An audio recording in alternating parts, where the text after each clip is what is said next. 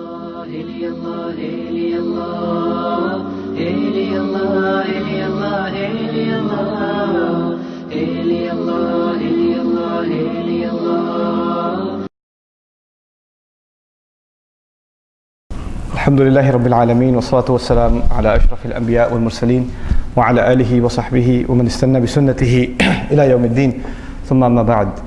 First of all, I'd like to apologize for my lateness. I was on my way here and I realized in packing the children I forgot the laptop, so I had to go back and get it. Because I didn't want to miss out on anything that I've put in my notes at least, that I intended to share with all of you, inshallah ta'ala. First and foremost, I'd like to share with you that what I'm presenting here are my own thoughts and they're not necessarily absolute in any way. The purpose, the primary intent of this discussion is to actually facilitate food for thought. So all of us are thinking, inshallah ta'ala, about certain issues, and perhaps if we think about them sincerely and together, hopefully we'll come to certain kinds of solutions and address certain challenges that the Muslims are facing. So again, I don't claim to have the answers to the problems, but certainly I'd like to highlight some areas of problems. And as many of you know, this session is dedicated to understanding some of the challenges that the Ummah is facing, especially the Ummah living here in the United States in the West. And some of the, what are some of the things we can do to try and address those problems. This is a very rhetorical, almost slogan type of statement. What is the problem of the Ummah? Right, and it's sometimes we actually have a very deep, profound answer, but the answer also seems like a slogan. Well, the problem of the Ummah is a lack of Iman. If we really had Iman, then we would be okay. And it seems like that's an oversimplification, but I'd like to start with the fact that in fact is a very deep and profound answer to the problem of the Ummah. Allah Azza wa Jal has made very categorical statements about this fact.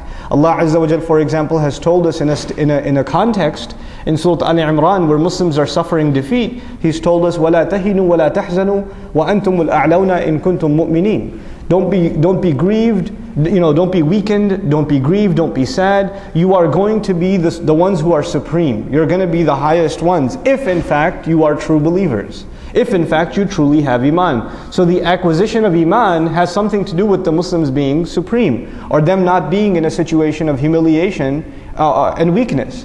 And of course, when Allah Azza wa Jal talks about the kinds of humiliation that the Bani Israel suffered, they were also a nation that could have, had they wanted, Allah would have sent blessings upon them from the sky, and Allah talks about that in the Quran.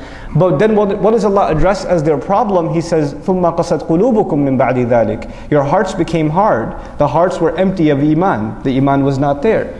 Similarly, I'm sure you've heard this phrase before that it seems like the Ummah is dead, or the spirit of the Ummah is dead, or it's like it's sleeping and things like that. And Allah Azza wa Jal, interestingly in the Quran, compares people whose Iman is empty to people who are actually dead.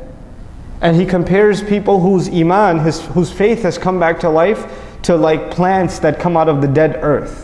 So Allah Azza wa Jal, for example, in Surah Al-Hadid, He says, فَقَسَتْ قُلُوبُهُمْ وَكَثِيرٌ مِّنْهُمْ فَاسِقُونَ. People of the book before us, their hearts became hard and most of them are corrupt. That's what He makes a statement about them. And then He says, اعلموا أن الله يحيي الأرض بعد موتها. You should know Allah gives life to the earth after it had died. In other words, first He talked about the hearts being hard, and all of a sudden He says, you should know, by the way, Allah can bring the earth back to life. In other words, you should know your hearts can also be brought back to life. The Iman in your hearts can be revived as well. But though this is a deep response, sometimes we don't look at it in a deep way. When we say that the problem of our Ummah is a lack of Iman, we don't really address that problem in a meaningful, in a deep enough way. That's at least my thought on it. And so what I want to share with you is that this idea of reviving the Iman, the faith of the Ummah, you can at the very least divide it into three things. This is a spiritual problem, which is I think most people understand. When you say it's a problem of the heart, it's a spiritual problem. The second thing is that it's an intellectual problem. And a lot of people don't give that much attention. Iman is not just a spiritual thing, it is also an intellectual thing. It's something that we are convinced of intellectually as well. And finally, as a result of both of those things, this is a moral problem. In other words, when someone actually benefits from the fruits of Iman, then what comes out of them is this high standard of morality and ethics. Right? They become a person of high character. Right? So when Allah Azza wa Jal, for example, talks about people of Iman, قَدْ أَفْلَحَ الْمُؤْمِنُونَ, He mentions very high ethical characteristics of them, you know. So these three things, a spiritual problem, an intellectual problem, and then a moral problem. The one that gets the least attention, at least as far as I've seen, Wallahu ta'ala a'lam, is the intellectual problem. Though we have to address all three of them. For purposes of this discussion, what I'd like to say is that the personality of the human being, the way we make decisions, Allah Azza wa Jal has divided it into two faculties. And both of these faculties are talked about in the Quran. Though as far as psychology is concerned, there are even more faculties. These are the two I'm going to highlight before you today. There's the heart and there's the mind. So Allah Azza wa Jal challenges the mind of the people and He says, أَفَلَا تَعْقِلُونَ أَفَلَا تَتَفَكَّرُونَ لَعَلَّكُمْ تَعْقِلُونَ. Right?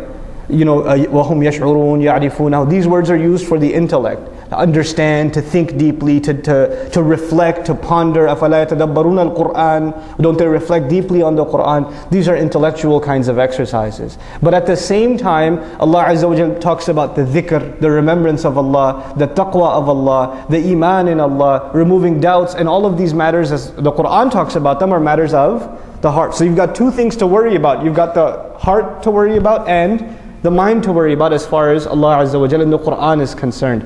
Now, again, just laying the foundation for what is going to be, inshallah, a long discussion. One of the founding things I want to share with you is that the Christian community, as described in the Qur'an, were people that had very soft hearts. These were people that, you know, remember Allah, and Allah Azza wa Jalla talks about how they are people of soft hearts. And at the same time, what they abandoned was the intellectual dimension. Three is one and one is three didn't have to make sense. Why? Because their spirituality was so important, they kind of denied the idea of having to think about their faith. So even to this day, you can have the smartest, very intelligent Christians who believe in the Trinity, very intelligent. They can have PhDs in sciences and things like that. But when you talk to them about the Trinity, or you talk to them about Jesus, you know, His blood saving you from all sins and things like that, which makes absolutely no sense from a logical point of view, they'll just say it's the mystery of faith. In other words, when it comes to certain things, they want to shut their mind off. The exact opposite extreme Allah describes was the Bani Israel. Their hearts became hard, but their minds are very sharp. So they're very intelligent people. When they saw the Messenger of Allah sallallahu alaihi wasallam, they immediately recognized him. This is the one being described in our books. All of the signs that we have studied in our books point to the fact that this is the Messenger of Allah. Now that takes a very intelligent person to figure out. So Allah is actually acknowledging that these people are pretty intelligent. But where's the problem though? When this is good, this is bad. So for the Christian community, this is good, and this isn't being applied. And for the Bani Israel in Quran, this is being applied, but this has gone bad. You understand? Now this ummah is supposed to be the ummah of balance. So what is supposed to be sound when it comes to us? Our hearts and our minds. Right? These are not rhetorical statements. These are very powerful declarations. Now, what I want to share with you about the intellectual, I'll move along quickly inshallah ta'ala, is that we are living in times where the foundation of Islam is under attack. And Islam is only the most recent victim of a larger attack. The larger attack is against this idea of faith and religion altogether. Religion is something for stupid people. It's something for pre-modern people. Now that we are living in the scientific age, in the age of open-mindedness and enlightenment, we can understand that religion was only developed by older societies to help control the masses and to help keep society organized and keep people from doing crimes. Because you can't stop them from doing crimes because of the fear of police or this or that. But if you instill in them the fear of a divine being, whether that divine being is the sun god, or it's this tree that you worship, or it's the clouds, or whatever, or it's one God in the end, but we're going to instill a fear of a God in people so we can organize society and control them. So modern philosophers started looking at religion as a means of just controlling people, and it's, one of the more recent expressions in philosophy, religion is the opiate of the masses, right? That religion is kind of like a drug. You get high off of it and you can be controlled, masses can be controlled. So a pastor or an imam or a rabbi can speak before a crowd of 1,000 or thousands and they will all listen intently, right? So they're all basically drugged, right? They're all drugged. So they look at religion as this inferior thing. Now, of course, because Islam is the most recent victim, because they've been bashing Christianity far before Islam. If you're worried that they don't bash Christianity, think again. Christianity has been under attack, intellectual attack, for well over a couple of centuries now, right? Its foundations have been crushed. It's an object of ridicule. But now it's Islam's turn. So what I'm trying to get at is the foundations of Islam. The fact that we believe Muhammad sallallahu alaihi wasallam is a messenger. The fact that we believe in one God, one ilah. These fundamentals are being questioned. Why do you believe in God anyway? What makes you think He's a messenger? Oh, your book is full of contradictions. Look at this that you said. What about this hadith? What about that? What about the other? And on top of this, what's happening is, if you didn't already know this, Islam has been studied in the West for the last 300 to 400 years. They've been studying Islam. And they've been studying Islam not for the purpose of understanding it, but for the purpose of, it originally started in the Catholic Church, where the studies began in order to become better pastors or better ministers of Christianity when they go to the Muslim world and they preach to the Africans and the Asians and Muslims that are in certain parts of Europe. We should know their book so we can show them how flawed it is, so we can call them to Christianity. So this was actually even started about 400 years ago. If you look at the Encyclopedia of Christian Studies, from like 350, 400 years ago, you'll find entries about Muslims. And the thing they'll say about Muslims is, when you talk to a Muslim, just tell them about these contradictions. They've already got those listed, But now it's evolved. Now you have people that are doing PhD studies on one hadith. This person will spend like 6 to 8 years studying one hadith with the entire chain of narration and every person who's mentioned in the chain and this is non-Muslim. This is a non-Muslim. And so why are they studying this? You have to understand why. When people accept a religion, they don't necessarily do the deepest amount of research to accept that religion. Most people accept a religion for moral reasons, spiritual reasons, and to their level of understanding, they're convinced, so they accept. But there's always a fear that enough people will accept a religion that it might become a dominant force in any society. That's a danger. To prevent it ever from becoming a dominant force, if it gets to a certain level, we should have our attacks against that religion ready, so when they get to that level, we can crush them. Not crush them with military might, not crush them with, propaganda. This is child's play. The kinds of propaganda you see in the media, that's child's play. You can even a soundly knowledgeable Muslim teenager can tell that this guy talking about the Quran or the Seerah or the Messenger of Allah sallallahu alaihi wasallam, this guy's an idiot. He doesn't know what he's talking about. The kinds of attacks that we see in the media are childish, really. But the real attacks, they're holding them back because they've been engaged in this deep study of Islam for some time.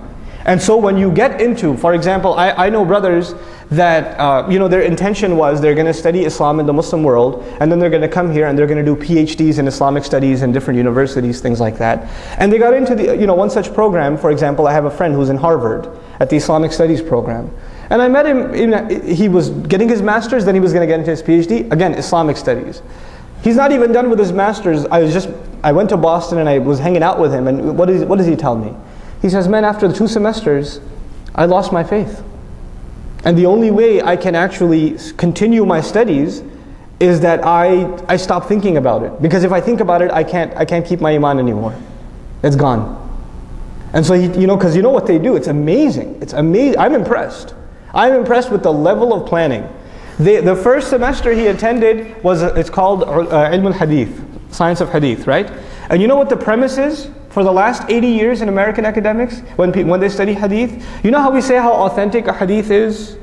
muttafaqun alayh, the strong chain of narration, tawatur, things like that. It occurs in Bukhari and Muslim, So the stronger the chain is, the more authentic, the more reliable the hadith is. They reverse engineered it. They presented a theory where the stronger the narration, that means the more these Muslims had to come up with sort of a fabricated list to make sure the Muslims follow these texts. In other words, the stronger the chain of narration, the more suspect the text. That's what they begin with. And they'll have research and papers and articles and discussions on this stuff to the nth degree. And if you don't know your stuff, you're going to get swept away in no time. And this isn't a PhD program. Let's come to at least all of our youth eventually are going to go, I would think, into a bachelor's program at the very least, an associate's bachelor's program. Now there's Islam 101 or Philosophy 101 or the Philosophy of Ethics. In Islam 101, you can get your faith rattled. I took an Islamic studies class when I was in college, and the questions they asked, they would ask us, the Muslim kids questions. I would go to the Imam and ask them questions, and the Imam would just say, Astaghfirullah, make dua. Because this is waswasa of shaitan. He's putting doubt in your mind. I was like, dude, this is my professor, not shaitan. I mean, he may be, but I'm saying. But we need to have, this is my first major point. When we say that the problem of the ummah is iman, then protecting the intellectual integrity of iman is critical. The things that they're trying to attack, they're not trying to attack the top of the building. They're trying to attack what? The foundation. When the foundation is gone, you don't have to worry about the rest of the building. It's all gone. Right? Our entire Islam is built upon this faith. When you take that faith away, there's nothing left. So we have to, the first order of business is that we actually have to guard and strengthen and fortify this foundation. Not just from a spiritual point of view, but also from an intellectual point of view. Let me speak to you in practical terms. In Islamic school, in Sunday school, in a halaqa at the masjid, you can learn about Tawheed al-Rububiyyah, right? Uluhiyyah, al-Asma' wal-Sifat. You can learn about those things. You can read a book on Aqidah. You can learn about Tawheed. You can learn about Akhirah. You can learn about Risala. But you know what we have to study in Aqidah now? We have to study, anthropology. We have to study Darwinism. We have to study Richard Dawkins, the leading atheist in the world, whose studies against belief in God are now being studied at the highest levels in universities. And I've met Muslim kids who have left Islam over the last summer. It's been very depressing for me. I've been traveling all over teaching Arabic studies, and I've met kids who memorized Quran and then left the deen. Why? Because they read Richard Dawkins. They read this philosopher who talks about atheism. You know how we say when human beings are born, they're born on the fitrah? In other words, we have iman in Allah as the default. The techies here know what default is, right? .php or whatever, right? So the default condition is belief in God. Richard Dawkins argues the default position is atheism. We are taught belief in God. So if you want to go back to the natural state, you'll go back to atheism, right? And I'm oversimplifying his arguments. They have swept the world by storm. When our kids go into a medical program, they are going to study evolution, aren't they? They're going to study it. Doesn't matter how long their beards or how many surahs they memorize, they're going to study evolution. And when they study it, and they're going to learn certain things that contradict what they know to be their faith, they're going to say, I just shouldn't think about it. So they develop a dual personality, right? And this duality is the signature personality of the Christian mind. For the Christian mind, even if my faith makes no sense, I'm still going to believe, right? It doesn't have to make sense. But this is not Islam. Islam has to make sense. Ad'u ilallahi ala basiratin. I call to Allah with eyes open, with insight. In other words, for us, there's no such thing as blind faith. We're supposed to be convinced of this deen, so much so that Allah's Messenger ﷺ is commanded to tell people who don't believe, He's commanded, go ahead and bring your proofs against me. Hatu burhanakum. Bring your proofs. So when they bring forward atheism and agnosticism, and when they bring forward anthropology, and they bring forward evolution, and things like that seem at the surface level to contradict our faith, they are doing what Allah told them to do. Allah told them to bring evidences against our deen. That's what Allah told them. The problem though is if we don't know our deen, then we're not ready to respond. Don't think Quran is not strong enough to respond to those things. We haven't studied it deep enough to respond, is what the problem is. So this intellectual problem is something that is very serious, and we haven't even begun to address it. We haven't begun to address it. And so that's the first problem I want to bring to your attention. The second thing is, the life of a community is also tied directly to Iman. We can't deny that. Allah made that, like I said, Allah already declared that for us in His book. But I want to tell you that there are 4 fundamentals, and you probably heard this tons and tons of times before, but I would think not in this regard, not in the way I'm about to present to you. There are 4 fundamentals that if we implemented them properly, and if we had a relationship with them properly, our communities would be rock solid. And again, I'm not even talking about higher things yet, I'm talking about fundamentals. What's the first fundamental? It is the Quran itself. The Quran. In other words, the Muslims have to have a sound, working relationship with the Quran. Not only are they reciting it, not only are they memorizing it, not only are they loving the recitation of it and loving to memorize it and loving to study it and learn its tajweed properly, they're also understanding it in a deep and meaningful way. And they're continually growing in their understanding of this book. You know, Quran is an incredible book. Usually when people study religion, they become more strict and close-minded. The Quran is incredible. The more you study it, the more open-minded you become. The more it opens your mind. The more it makes you think about things differently. Right? It's a means by which you can become more intellectual.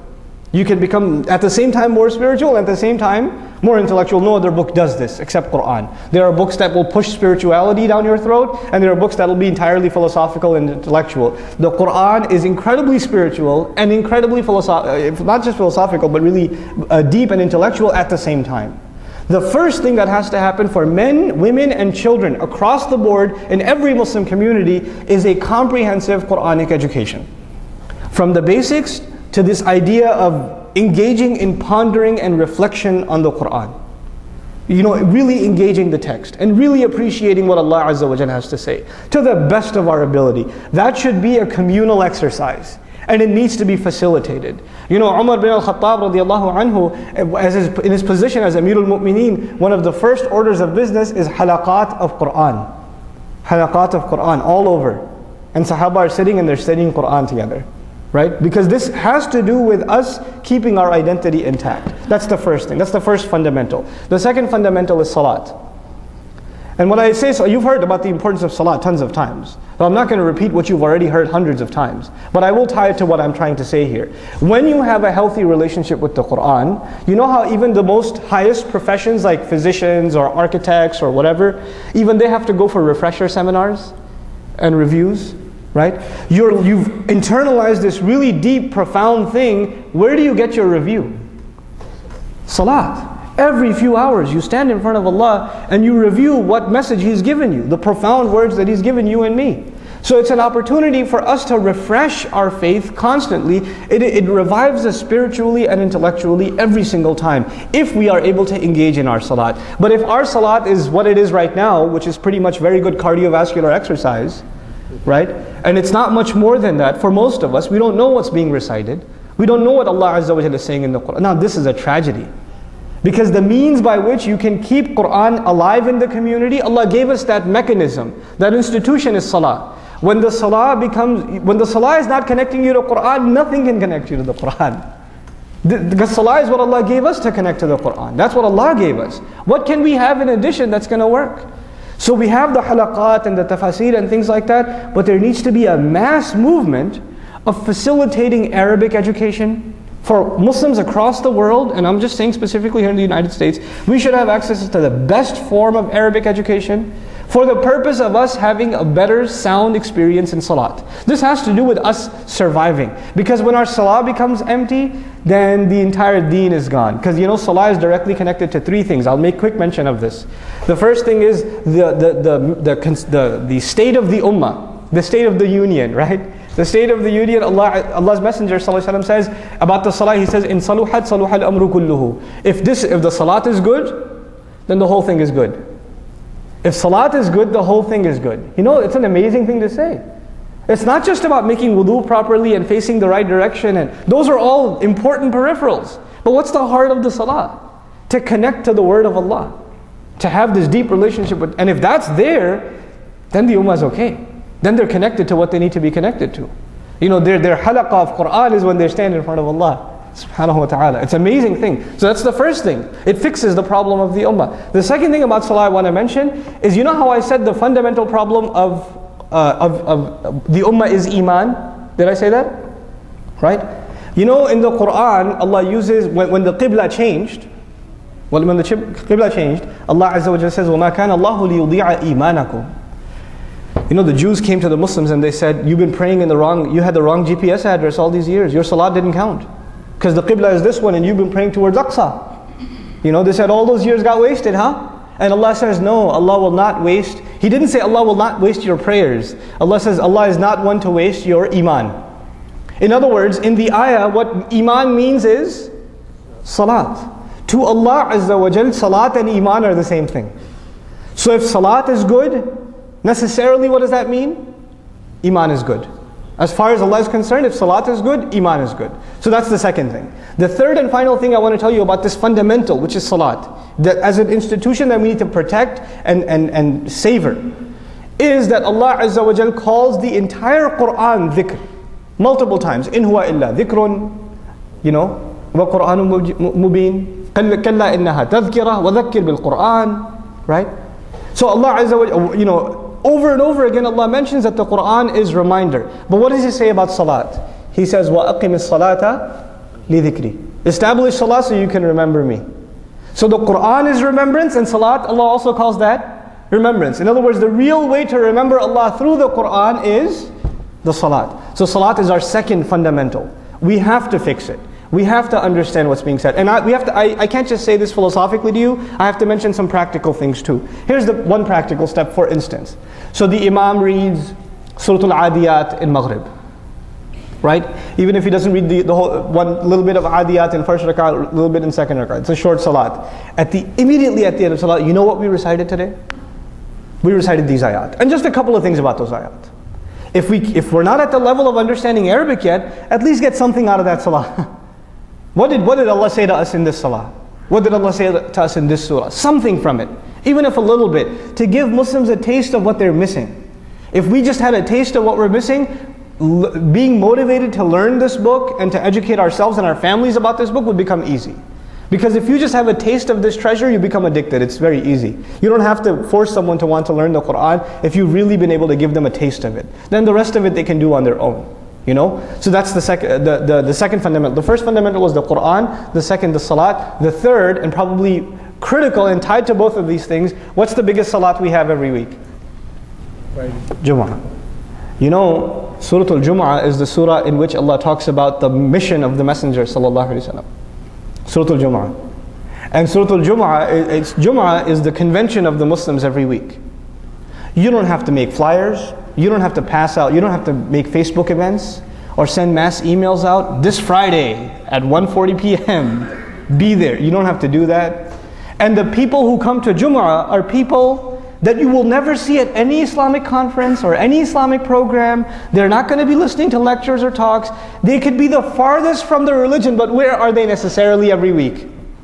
They're at Jumu'ah. No invitation necessary. Allah created this program, a weekly halaqah, that no matter how bad we get, we still attend it. Masses of us attend it.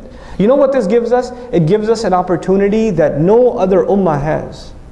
We have, only the devout go to church on Sunday. Only the devout. But we have even the weakest of the Muslims coming to Jumu'ah on Friday. We have an opportunity to connect them to Allah's book. They've given us 20 minutes of their time. And if they're sleeping in that time, it's not their fault, it's our fault.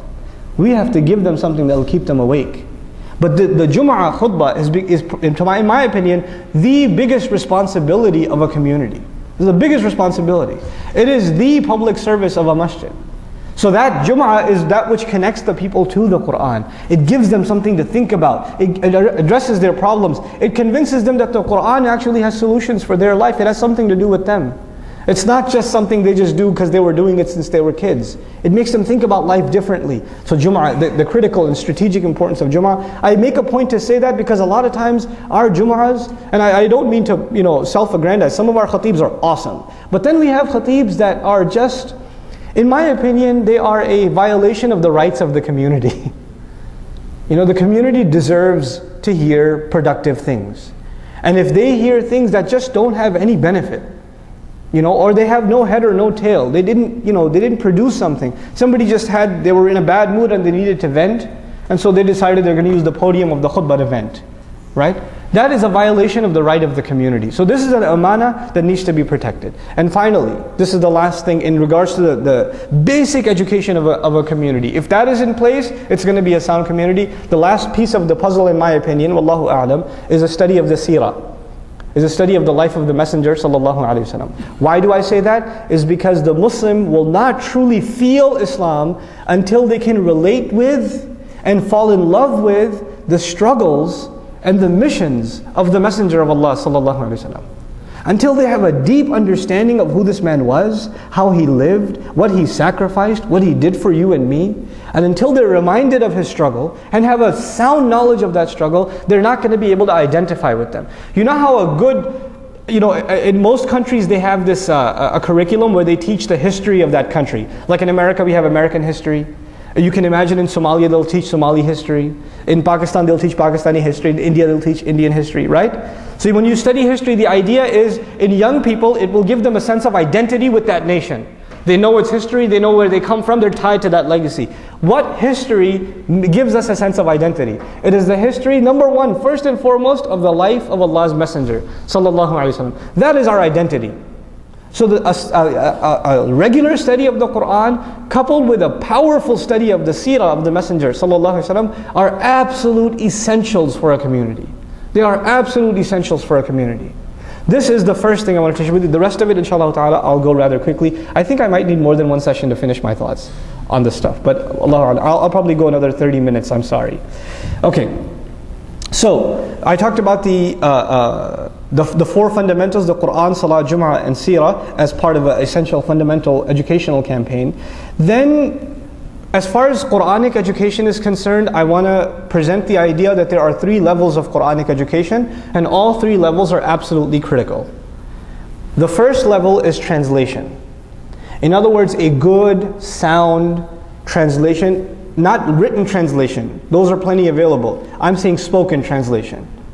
Right? And not even studio recording, like conversational translation, making you feel like Quran is a conversation between you and Allah. That kind of translation will at least connect Muslims, make them familiar with Islam, make them familiar with the Quran. That's the first level. The second level is dars of the Quran, meaning, you know how we do it in the evenings with Surah Al-Baqarah? A couple of lessons from every ayah, not too deep, not too much study, but just a few things about what the ayah says, a few lessons from it. So in other words, the Muslims are trying to engage with the text a little more than just translation. That's the second level. That needs to be there as well, it needs to be in place. And then there's the third level, which is a thorough, deep study of the ayat. And even if it takes you a lifetime to go through the Quran once in that way, that's okay. The point isn't to finish the Quran, the point is whatever you study it deeply. Effectively. Even if you spend a year on an ayah or a surah, that's okay. Study as many tafasir as you can, and study every single word in the ayah, and what has been said, and the reflections of other scholars about the ayah, but spend on it. Because Allah Azza wa Jal mentions in the Quran, He says, أَفَلَا يَتَدَبَّرُونَ الْقُرْآنَ أَمْ عَلَى قُلُوبٍ أَقْفَالُهَا. Don't they reflect deeply on the Quran, or the heart's locked up? In other words, this deep reflection on the Quran is a means to unlock hearts. It's a means to do that. So these are three levels of Quranic education that we need to develop. Now I'm going to go on to other things. The imaniyat was the first thing. But then now I want to talk to you about what we need to be funding. There are certain issues in the ummah, living issues in the ummah today that are unresolved. They're unresolved. There are issues, for example, and I'm not scared of controversy, so I'll come out and say it. What is jihad fi sabilillah? What does wala and bara mean? Our idea of the allegiance and separation. Muslims living in non-Muslim societies. What is our status? Where do our allegiances stand? These are not just things we should be asking ourselves, these are things non-Muslims are asking us now. Right? The non-Muslims are telling us, you hate us because we're kuffar and you're trying to take over our country, and the only reason you're saying is Islam is peace is because you have your covert agenda. And eventually you guys want to wage jihad against us. So all these mosques you're building are actually jihad training centers. They're saying these things to us, right? But actually we Muslims, let's be honest, if you ask 10 people in a row after Jum'ah, what is jihad fi sabilillah? You're going to get one answer? You're going to get 10 different answers. We ourselves are not in any kind of unanimity on what this subject is. How it applies, how it doesn't apply. When is it being used properly, when is it being misused? We have no idea. And on top of that, it's even more dangerous. You know, there are certain elements in the ummah that are very militant, and they're very angry at the situation of the Muslims. So they write blogs and articles and papers about how we need to fight the enemy and this and that, and they'll praise ridiculous acts like the underwear bomber. They'll say that guy's a mujahid fi sabilillah or whatever, right? There are Muslims on that plane, for God's sake. I understand men, women, and children on that plane, but they'll call it jihad fi sabilillah, and they'll quote ayat and a hadith, and some stupid young Muslim teenager is going to read that blog and say, man, this guy's got a lot of daleel for what he's saying. Look at all the hadith and ayat he quoted. He must know what he's talking about. After all these ayat, they lead to one conclusion. Right? And when you say, well, what about this paper? What about all these evidences he's got? You take them to your local community and say, we condemn these acts. We have nothing to do with them. In other words, on the one hand, you have someone who's giving you all this evidence. On the other hand, there's someone who's saying we are against it, but they don't give you any proof, evidence, scholarly discussion, nothing. One of the necessary needs of the ummah today is a scholarly, thorough understanding of controversial subjects. Not just so we can explain them to non-Muslims, for our own selves. For our own understanding, honest, deep, scholarly research. We can't expect it to happen, we need to fund that research. We need to identify the top scholars in a particular field and say, listen, your job for 6 months, produce a paper, then give a lecture, and then give us a series of khutbahs that we can give in our community so the Muslims understand this subject properly. And it's not just one subject like jihad fi sabilillah. It is multiple subjects. You know, the education for Muslim women, the issue of where do we draw the line for separation, things like that. The issues that are dividing us, issues that are eating away at the fabric of our communities. To have proper scholarly deep research and actually have think tanks of scholars from different schools of thought coming to unanimous conclusions and saying this will benefit the ummah. Across the board, this is what we need to be doing. Our scholars have the credentials, but they haven't been given the direction. They have not been pushed. Our scholars will go and study for years, and they've studied amazing things. And yet, after all that knowledge where they are now able to do amazing research, what do? No, teach my children how to read Alif Ba at the masjid. Which is important, but man, the guy studied 10 years. He's a PhD. It's like saying you did a PhD in mathematics, and now your job is to teach, 1, 2, and 3, how to write the numbers 1, 2, and 3 in preschool. We have these resources, we need to put them to work. I'm not a scholar, but I tell you, I can claim to you that our scholars are not being utilized. They are not being utilized. And so the things they're being utilized for, to me, actually are pathetic things. And we need to, first of all, we need to make use of what their training is for, and we need to expect more from them, so inshallah ta'ala, they give us what we need from them. It's a mutual relationship. We don't take, it's not, the scholars have said. It's not like that. Just tell us what to think about this. Give us answers for this, this, and this. Profound research. And then the tradition of the ummah is when the scholar presents something, the people can ask, where did you get this from? How do we understand this? What about this? What about that? There's a questioning back and forth so we get to a more refined understanding. This is the role of the scholar, So we have to bring our scholarship back in that sense. And we as a people have to demand it from them, as communities we have to demand it from them. So this is the second thing, beyond the study of Iman. Again, I'll go maybe 15 more minutes, inshallah.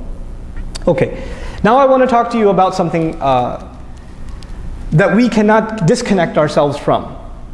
The struggle of Islam, of course, is a timeless struggle. But at the same time, we are living in 2010. And we are living in a context where the Muslims have gone through quite a bit of change in the last 100 years. The last 150 years have been a very transformational time for the ummah. We cannot separate ourselves from our history. How we think, how we understand Islam, where we are today is a product of a lot of events that have taken place. And if we don't understand those events and what got us here, then we're not going to be able to understand how to move forward. So very briefly, I'll just mention one thing. Islamic movements over the last 100 to 150 years. In 1924, the last remnant of what was an Islamic state falls. This is the Ottoman Empire, of course, right? The Uthmani state. It collapses in 1924. Since then, you have the birth of several movements all over the world, India, the Africas, in the Arab world, that are trying to revive Islam. They're trying to bring Islam back. Right? And writers talked about how there need to be movements and groups that need to bring back, and this rhetoric started of developing an Islamic state. So pretty much every major movement in the last 150 years talked about the revival of Khilafah, bringing Khilafah back, and quoting all the hadith that talk about the Khilafah, and looking at the seerah and saying, look, this is what the Messenger did, sallallahu alaihi wasallam, this is what we need to do. In other words, tying their struggle directly to the seerah of the Messenger, sallallahu alaihi wasallam. Now, in one sense, that's very good, in the sense that we need to tie our struggle always to the struggle of the Messenger, alayhi salatu wasalam. But in one sense, this is oversimplification. When we take lessons from the seerah, we cannot ignore the time, the place, and the changes that have taken place. So you cannot copy-paste lessons, you have to apply them very carefully. This requires a lot of detailed understanding of the time and place in which you live. And so I want to present to you something that actually one of my very dear teachers and colleagues, and to me actually an intellectual role model, who's a member of this community, Brother Bashir Ansari, wrote in Al Jazeera. He wrote an article in Al Jazeera, Al-Islamiyun bayna dawla wa la dawla. I thought it was fantastic, really. I studied it with him when I took it with me to Detroit, and I thought it was just absolutely stunning, this article. And I hope to actually get it translated and make it available to you guys. And the subject of the article was Islamists, meaning Islamic movements, caught between having a state and not having a state. Right, this idea of statehood. In other words, two things became equation. Establishment of deen equals establishment of a state. This idea was made common. If you want to establish the deen, you have to have a government. You have to have a state. I don't mean New Jersey, I mean like a government state, okay? As in statehood. So this idea is actually what he questions. And he says, what are the roots of this idea and what are the problems with this idea? First of all, most of the movements that called for a state have had no experience or idea or know-how how to run a state. What does it take to run a government? Sanitation, police, roadmaps, taxation, right? Huge bureaucracy. I mean, if you work in a big company with 500 employees plus, governments are the biggest kinds of organizations in existence. They're the most colossal organization with the most number of employees. It is a massive, massive bureaucracy. So you have a movement that says we should have an Islamic state, we should have this and that and the other, but they don't have even close to the roadmap to what it takes to build a complex state. You cannot compare that to the life in Medina. Medina was simple, easy.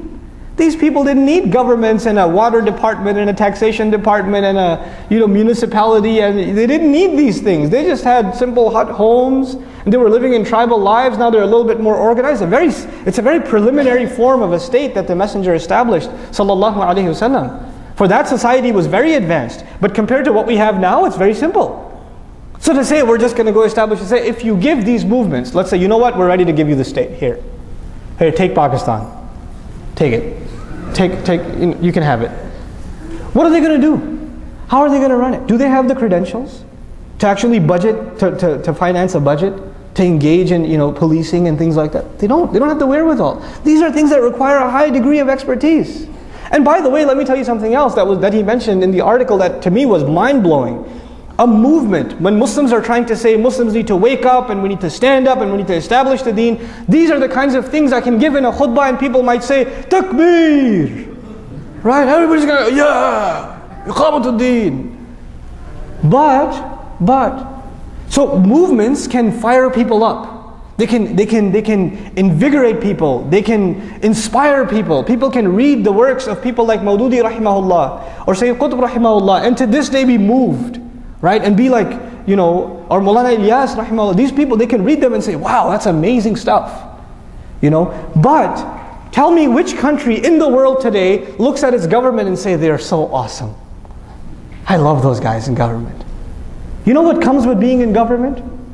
What naturally comes with being in government? Being hated. You can't avoid it. People have a natural tendency to not be inspired, especially not be inspired by their government. And some places in the world, these groups figured it out. I'll give you an example, not because I condone them, because we need to understand the political science of this. You have a group like Hezbollah. Now there's efforts made in Lebanon to enter them into politics, right? They want to bring them into the political realm. But the leadership of Hezbollah says, no thanks, we don't want government. You know why? Because when they're outside of government, a lot of people love them. But if they enter government, what's going to happen? They're going to lose their credit. Oh, they're corrupt like all these other government politicians. You see what I'm saying? So they understand that they're more powerful outside government than they even are inside government. Now let's not just take an Arab example, let's take an American example. How much does government affect your life on a day-to-day basis? Okay, I know you pay taxes every year. I understand that. But other than that, on a daily basis, what influence does government have on your life? The major things that are in this country, for example, the way you think about fashion, the way you think about what's success and failure, your mentality, you know it doesn't come from the government. It all comes from the private sector. It comes from the entertainment industry and the academia and the major corporations that are selling products to us and driving the advertising and even the medical research and all the research universities funded by private organizations. In other words, the vast majority of things that influence you on a day-to-day basis don't come from government. Where do they come from? What I like to call the private sector. They come from the private sector. If Muslims understood that, you know what we would be worried about? If you really want to take over society, you know what you should be taking over? The private sector. Open field. The Muslims haven't even begun to touch how many Muslims in media. More powerful than government today is what? The media can change the course of elections. The media can get a president impeached. The media can do crazy things. The media can say things like horrible, terrible things like Obama's Muslim, right? And get away with it. Media is powerful. Academia, universities shape the minds of the pillars of this society. How many Muslims in academia? How many Muslim sociologists, anthropologists, political scientists, historians? We're not present. We came to this country and we thought success is doctor, engineer. Okay, fine, you couldn't do doctor, engineer, programmer, right? IT, right? Or okay, if none of those worked out, gas station, right? So this was success for us. If we make good money, if we can buy a nice house, if we can live in a nice neighborhood, we've got success. This is success for an individual, maybe. For a community, look at what, and I'm baffled by the Jewish community. I'm amazed by them. You know why? Because when they first came to this country, they were treated like we are treated now. And you know what they got themselves? You could say, oh, they're riba people, whatever. But you know what they really got themselves into? Not just financial institutions, entertainment, literature, academics, virtually any major university in the country, a significant proportion of the faculty is Jewish.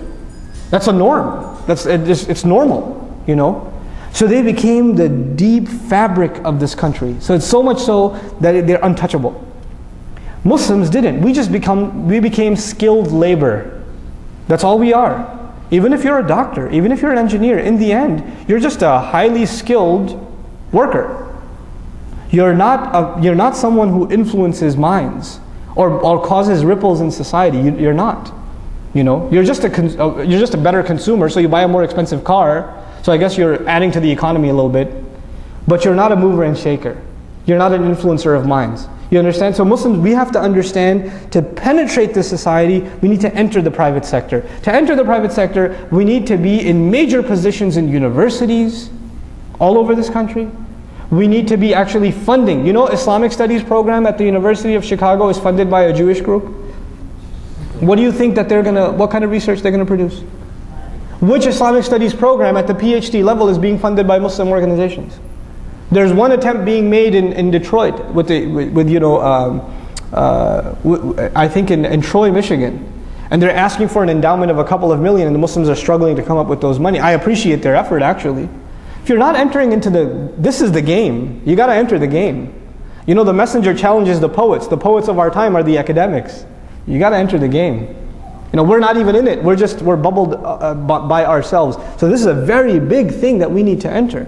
We need to have our Muslim youth that are creative go into media studies, go into film production. This is the language of this is the poetry of our time. You know, the thing that moved the masses in the time of the messenger was poetry. What moves us today is YouTube, right? We need people that are actually qualified in film production, sociologists, not just psychologists, but even like historians, Muslim historians. We need them. We don't have them. We don't have, these are things that become the fabric of a society.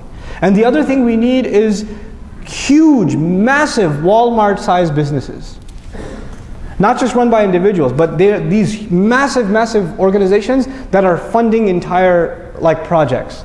So for example, I'll give you a secular example like the Bill and Melinda Gates Foundation from Microsoft, right?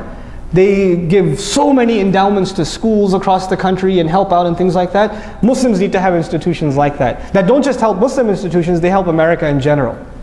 They help America at large. Why should we do this? Because then we become a fabric of this society. We become, they can't talk about us like they do now. They talk about us now as though we're like these wild dogs let loose in the society. Literally, that's how we're talked about in the media. We're not given human dignity when we're talked about. That's not where we stand. Why not? Because we isolated ourselves. We did that to ourselves. I'll move along quickly, inshallah ta'ala. This is the last thing I'll share with you for today. Probably we'll have another session to finish this discussion. And just to, again, I know there's a lot of different things I talked about here, but again, I just want food for thought. I want us to just think about these things. And inshallah ta'ala, hopefully the purpose of a community is some people are good at some things, others are good at other things. We manage our resources and people get involved in projects that are trying to build one part of the solution, others another part of the solution. And it's all syncing and coming together cohesively. That's what we need, that's the point we need to get. How many human resource managers in our audience today? Any HR managers? Not one? We should have human resource managers. Because one thing we need at the level of Muslim community is human resource management.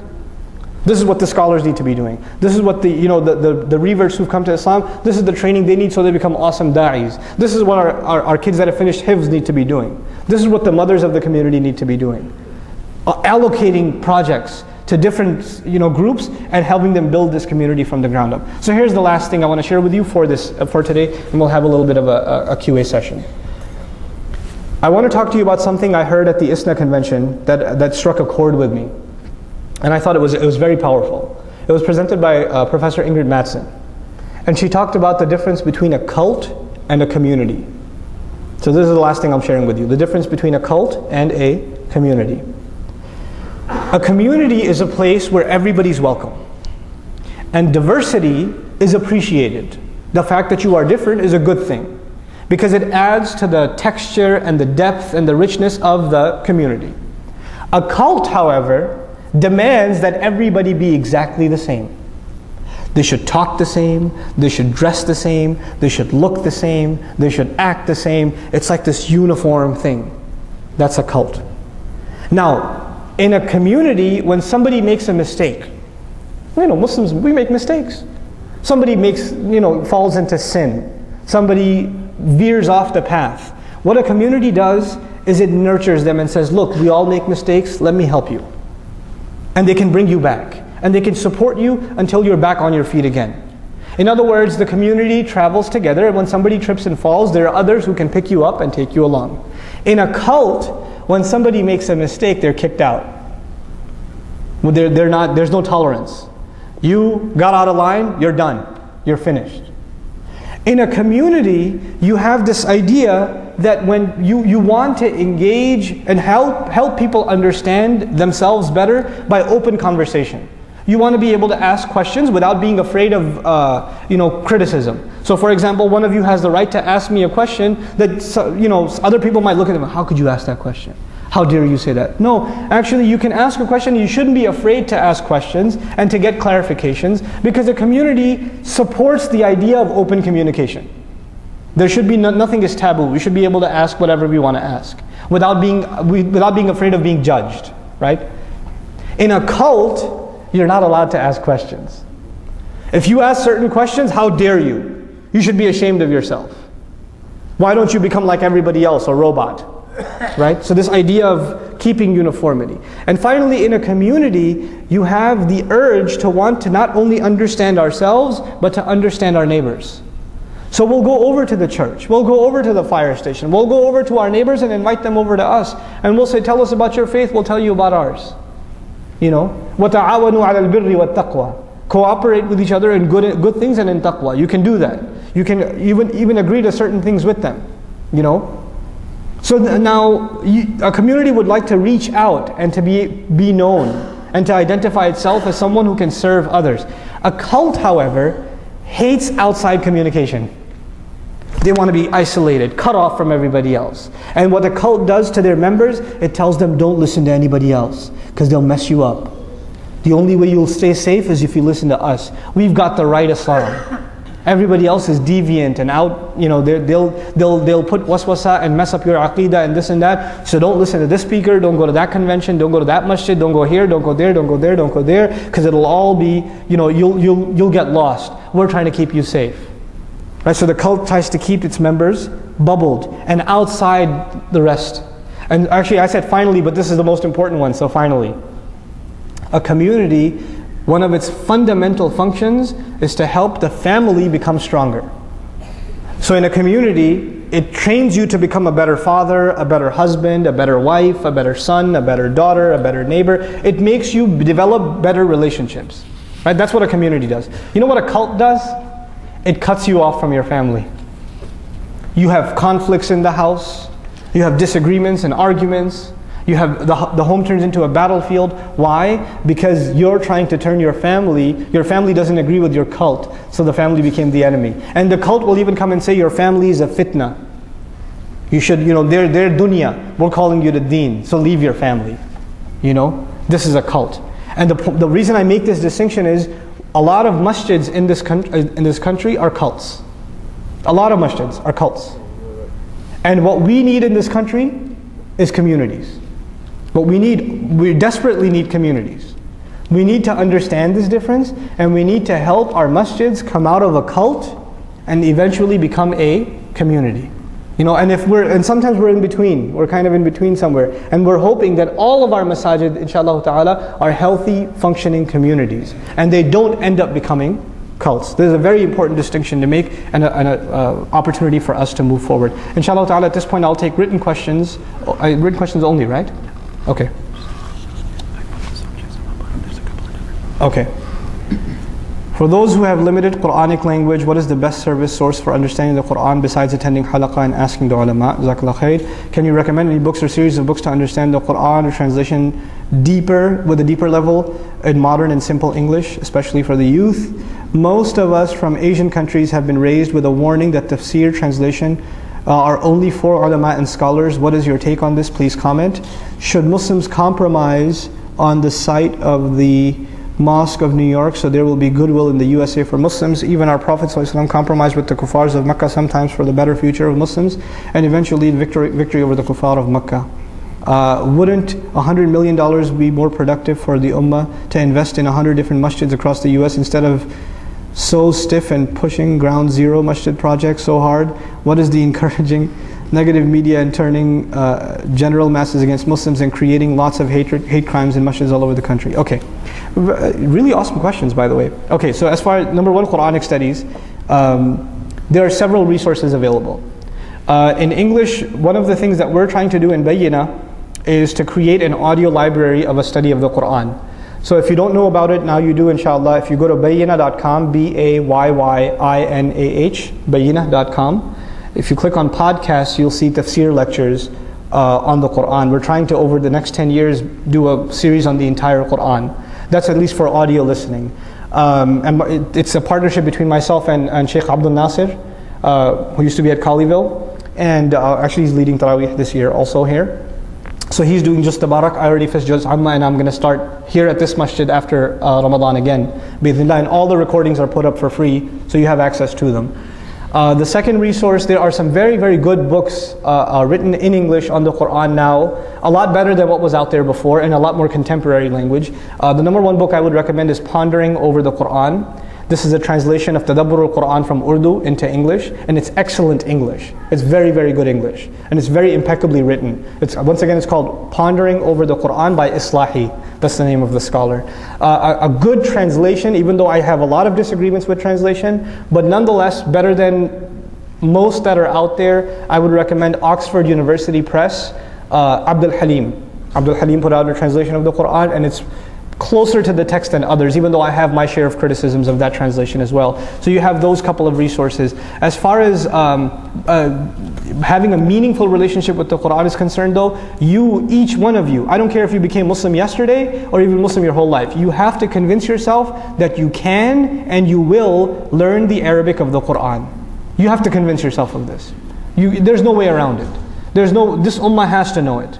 We are a multinational ummah that spans the entire globe, and everywhere the Muslims went, we learned Arabic. It's not just an Arab thing, it's a Muslim thing.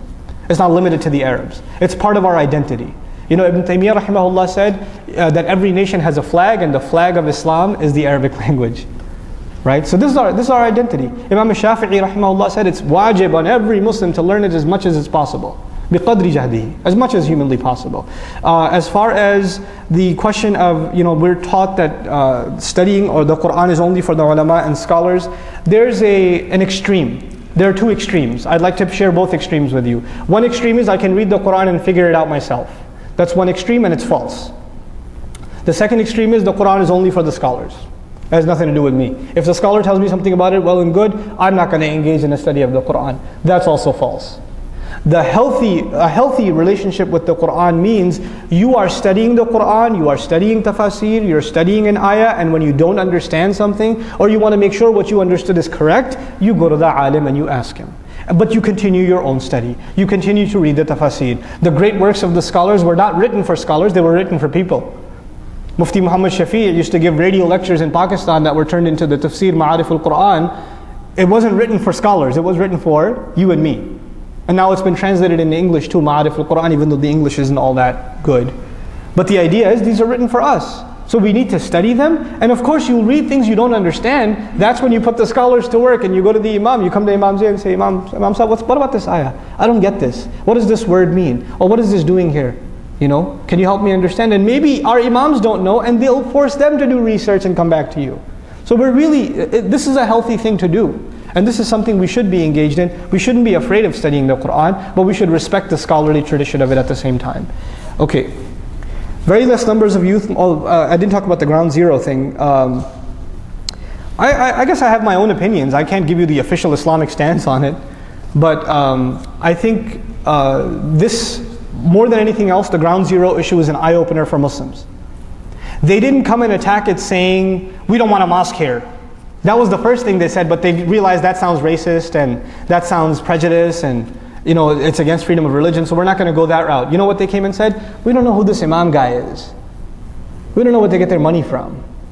Right? They came with all these other questions. So we all know why they don't want it. They don't want it because it's a masjid. But now they're coming at those attacks from a bureaucratic or background check point of view. This is a great look in the mirror for us. You know why?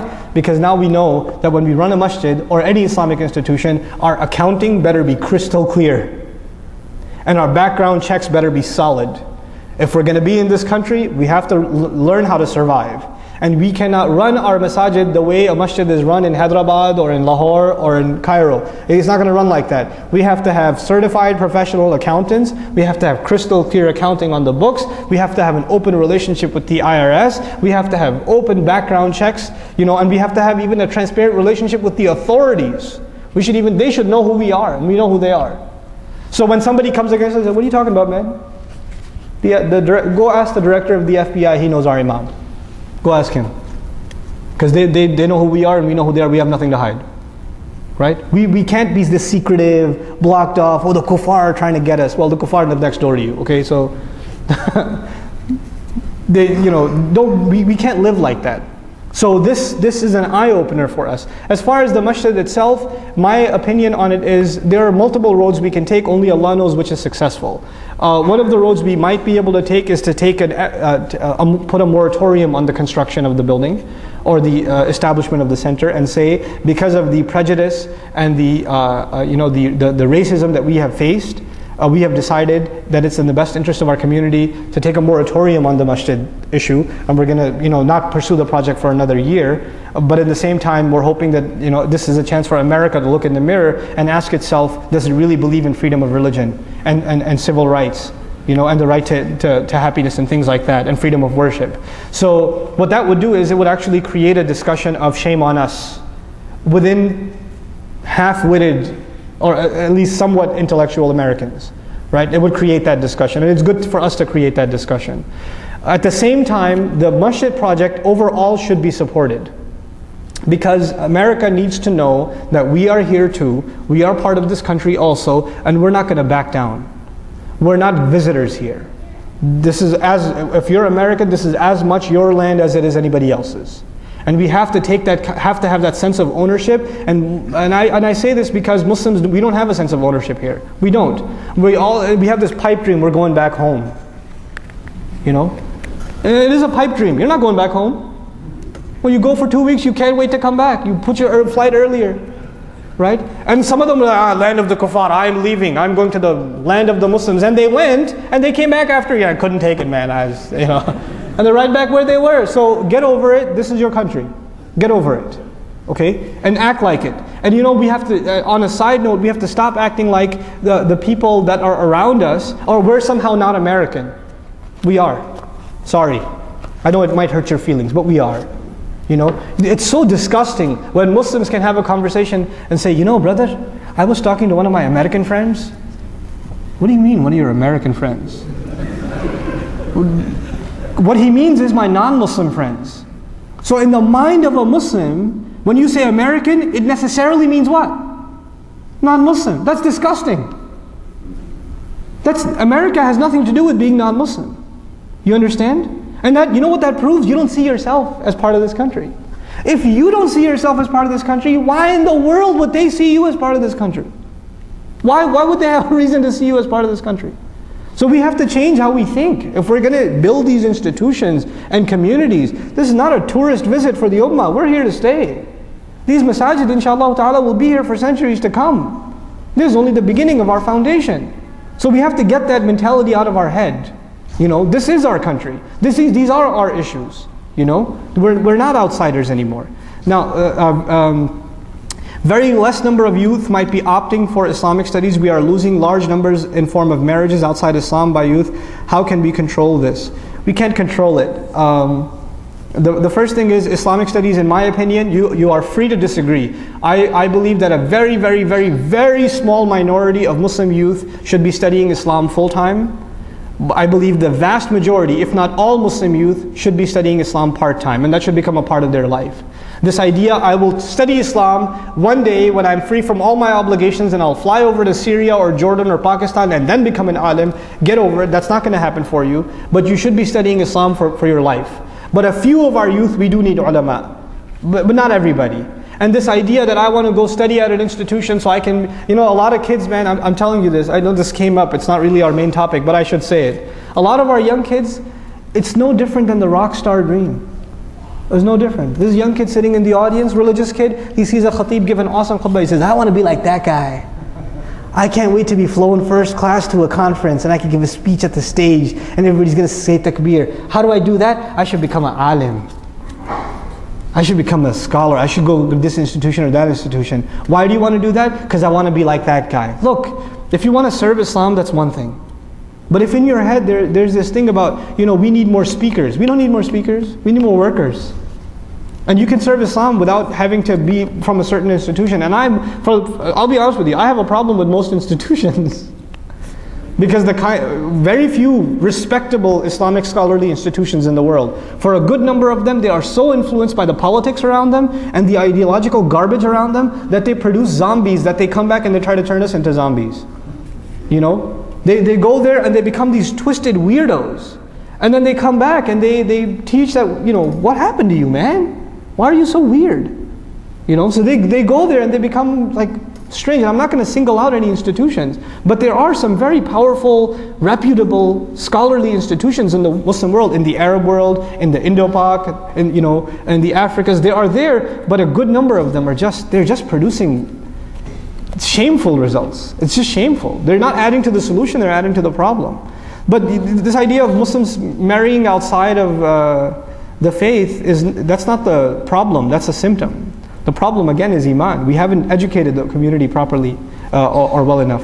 What is the best way to make this Islamic education affordable to all Muslims? Islamic schools are expensive. Islamic seminars are expensive. Islamic media is expensive. Awesome question. If the universities in America are not properly teaching Islamic studies for Muslims, then where should we pursue higher education of Islam in America? Okay, two very related questions. In, again, my opinion, Allah knows best. And this will be the last question we'll take, right? Or you have tons more? You have tons more. Okay. So, as far as Islamic education is concerned, I am a big believer in providing sustainable, affordable, quality education. Now, how do you do those three things? I know some of you will not like my comments here, but I have to be true to my convictions. And I'll just say with you what I'm convinced of, and we can have a healthy conversation with it afterwards. May Allah reward all the Islamic schools all over this country for the effort that they've tried to do, or they've tried to make. And I know that if you try to criticize an Islamic school, people who work for it and have poured their sweat and blood and tears into it are naturally going to be defensive. I myself used to be the principal of an Islamic school. But I do have to say some things. I'm just going to come out blunt and say them. Number one, the vast majority of our Islamic schools in America are a monumental financial failure. Number one. Number two, they're a monumental administrative failure. Number three, they're a monumental educational failure. In other words, if the idea was we're going to teach Islam and Arabic in addition to secular studies, the two things that are taught worst in Islamic schools is Islam and Arabic. The least quality education is in Islamic studies and in Arabic. And if the idea was we're going to put our kids, and a lot of parents, let's be honest, a lot of parents put their kids in Islamic school not because they wanted Islam for their children, they just didn't want their boy having a girlfriend. That's why they put him in Islamic school, because they saw that this kid's getting a little crazy, so put him in boot camp. In other words, the Islamic school, right? So it's more of a sort of a patching the hole kind of thing. So a lot of our parents who are bringing our children to Islamic school aren't even very religious themselves. But they're only bringing them because they think it's going to plug a hole. And the thing is, the culture of an Islamic school, with very, very, very few exceptions, and inshallah this masjid is an exception, very few exceptions, the culture of the children in an Islamic school is no different than the culture of the children in public school, except that there's less interaction between boys and girls. But the things they have on their iPods, the things they're watching at home on a computer, the things they're doing on the weekends are identical to public school kids. That's pretty scary. And then on top of this is again my opinion, you do not have to agree with this. But this is my sentiment. The vast majority of the funds of a community, in a lot of places in America, go to the Islamic school. The masjid's built, and the majority of the funds are for the school. Yet the minority of the community, the small minority of the community, is sending their children to Islamic school. So the majority of the funds are serving a minority of the population, right? Now the thing is, I don't say stop that, but I do say that the majority of the population also has children, and they're also entitled to funds. It's just a matter to me, it's a matter of social justice. Right? It's a matter of social justice. So what do I suggest? What I believe is we need to have two things, and this will be my next week, I'll do it again. Is that okay? Can I do it again? Okay, next Sunday again. But this is what I'll talk to you guys about next week. After school programs, where our children get help with their homework, they get sports time, and they get some Islamic studies. For all the children of the community, the ones that go to public school, the ones that are homeschooled, all of them, 3 hours, 3 or 4 days a week, they're here, they're getting good company, they're getting sports, they're getting better at their academics in school, they're getting Salat al-Asr in the masjid, they're getting some Quran exposure, their reading becomes solid, they start getting into halaqat of tafsir and other things, they're maturing as Muslims, they're developing friends that are Muslims around them, so they're building this culture of affinity with the masjid and friendship around the masjid. And they're developing affinity for a role model that is Muslim. Very affordable, very sustainable, and inshallah ta'ala very powerful, that if we can do this. And we have the resources, it doesn't take money, you don't have to raise funds to do this. It's very easy to put together. That's the first. The second I spoke about last night at Plano Masjid is revolutionizing Sunday schools. But we'll talk about that another time, inshallah ta'ala. But these are two things we can do. The other thing is, we're in the age of podcasts and digital media, so a lot of Islamic education can actually be recorded education. You know, the great number of Muslims in Egypt studied the tafsir of Quran listening to, Khawatir al-Sha'arawi rahimahullah. Why? Because they were broadcast on the radio or recorded tapes and things like that. It's okay, you can listen to these things and learn a lot too. For most of the time when you're sitting in a seminar, you're listening anyway. So we need to make free recordings available. And it's easy for us to do that with iTunes and podcasts and things like that. So that needs to be a culture within the Muslims. And the other thing is, I am actually a big fan of, I'm condoning, even though I think I have ideological differences here and there, but overall I think the fact that Zaytuna College is in existence is a great success for Muslims. That the fact that we actually have an accredited college of our own, and inshallah many more to come. But we need to build our own institutions of higher learning. And if we can't get there, then the next best thing, we need to fund institutions of higher learning in existing colleges. So we have the Department of Islamic Studies run by the Muslims, funded by the Muslims. We need to be doing that. So we create opportunities for our youth to study Islam at high levels in this country. If we don't build educational institutions, we have no future in this country. It's not going to happen. There's that class for new Muslims going on right now. They need the audio of if we want to continue. Do you want to continue? No, we don't have to, too many people. This is what we'll do, inshallah. So I got through half of my presentation, inshallah. The other things that I wanted to talk about, I'll just give you a synopsis of it. The next two things I'm going to talk about is a business plan for masajid. How do we create a sustainable business model for masjid so they can sustain themselves? An intelligent distribution of human resources, social sciences and Islamic studies, which is a very important topic. How we need Muslims, therapists, social workers, marriage counselors, things like that. That needs to be an industry in and of itself because our homes are broken and we need people to talk to. So this is an area that needs a lot of work. And finally, inshallah, we'll have a long conversation about engagement. Engagement means how do we fight back against the wave of attack in the media? How do we effectively fight back? How do we engage so that our neighbors, for 5 square miles, everybody knows what this masjid stands for and they're respected?